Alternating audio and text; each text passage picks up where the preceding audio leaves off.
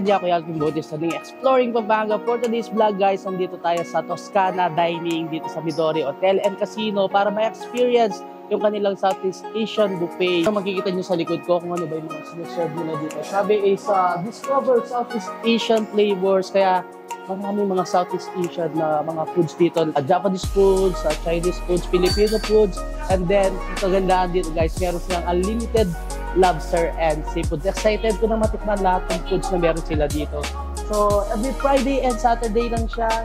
Yung batch 1 nila is 5:30 PM to 7:30 PM. Batch 2 guys, 8 PM to 10 PM, and then yung per pax nila is 2,500.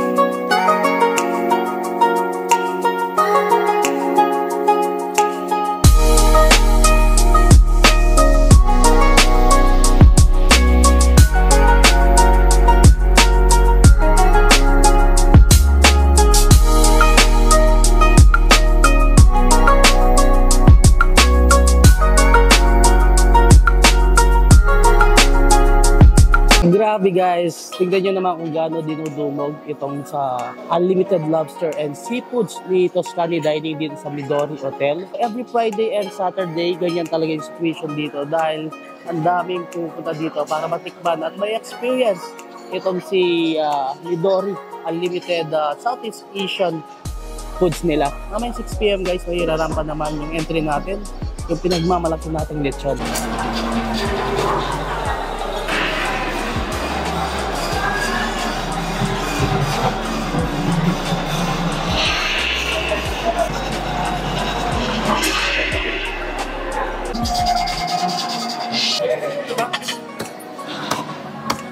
So hey guys, ito yung entry natin dito sa Southeast Asian, dito sa may Toscana Dining. Siyempre, yung pinagmamalaki nating lechon. Nandito tayo sa labas ng Toscana Dining. So nandito yung kanilang Toscana Grilling Station and Dim Sum. So dito makikita yung mga grill foods, may mga dim sum nila halos kumpleto. So excited ko na rin tikman itong mga to guys.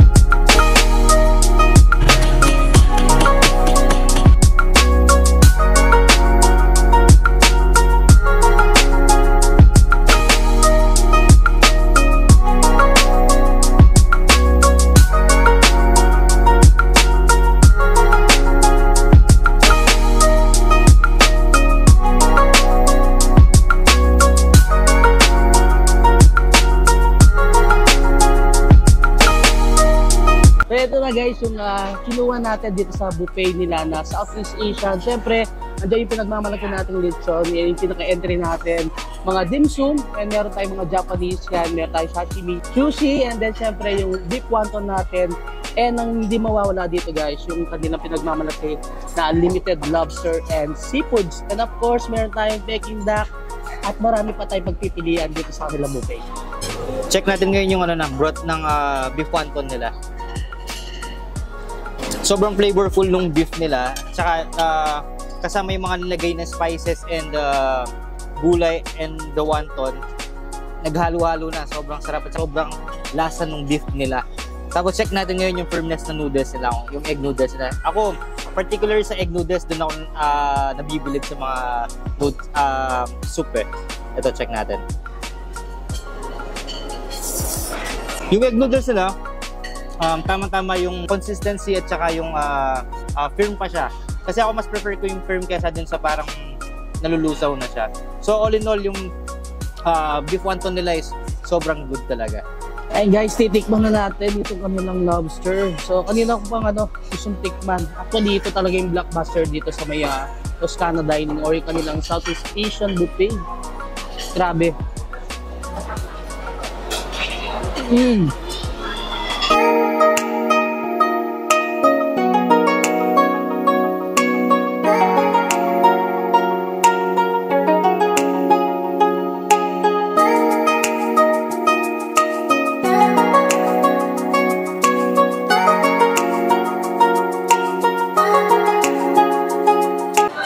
guys, natikman na natin yung kanilang shrimp and scallop. Siyempre, hindi natin palalagpasin yung kanilang crabs. Ayan. Napakataba. Grabe. Tingnan natin guys itong kanilang shrimp ichiban. So, open natin. Pero may mga local bird din naman silang nakalagay doon.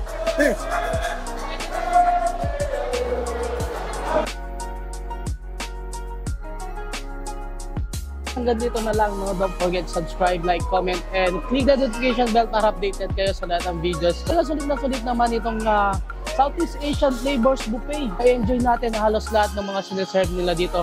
So take note guys, every Friday and Saturday lang to. And first batch nila is 5:30 PM to 7:30 PM. Second batch is 8 PM to 10 PM. So until katapusan lang ng September this year, itong Southeast Asian Flavors. Kaya kung napanood nyo yung video to, visit na kayo dito sa Midori Hotel and Casino. So until our next vlog, peace out!